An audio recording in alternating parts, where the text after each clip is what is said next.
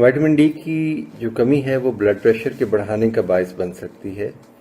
اور آپ جانتے ہیں کہ ہمیشہ سے وائٹامن ڈی کی کمی کو انسانی ہڈیوں اور دانتوں کے لیے خطرناک قرار دیا جاتا رہا ہے، لیکن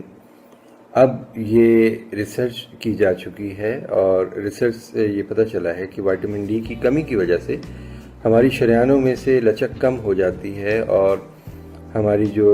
وینز ہیں یعنی وریدیں وہ بھی سکون کی حالت میں نہیں آنے پاتی،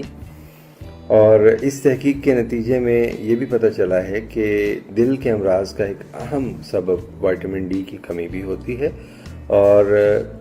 وائٹامن ڈی کی کمی کی وجہ سے دل کے جو مسلز ہیں، جو عضلات ہیں، وہ اپنے افعال ٹھیک طریقے سے ادا نہیں کر پاتے، جس کی وجہ سے ہائی بلڈ پریشر کا خطرہ بھی بڑھ جاتا ہے۔ تو اس تحقیق کے لیے ایسے افراد کا انتخاب کیا گیا تھا جو پہلے سے ہی دل کی تکلیف کا شکار تھے یا ہائی بلڈ پریشر میں مبتلا تھے۔ ان تمام افراد کے جسم میں وائٹامن ڈی کی واضح کمی محسوس کی گئی تھی،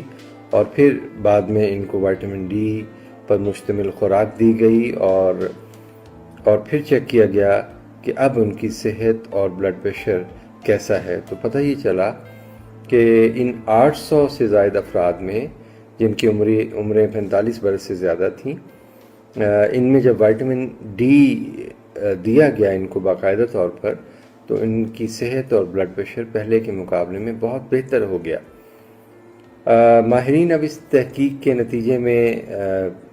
اس بات پر زور دے رہے ہیں کہ عمر بڑھنے کے بعد انسانی جسم میں وائٹامن ڈی کی کمی واقع ہونے لگتی ہے، اور اس کی بنا پر بلڈ پریشر اور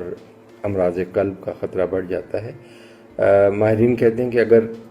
30 برس کی عمر سے زائد افراد اپنی غذا میں اس وائٹامن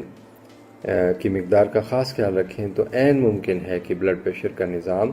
معمول کے مطابق رہے، اور بلڈ پریشر نارمل رہنے کی صورت میں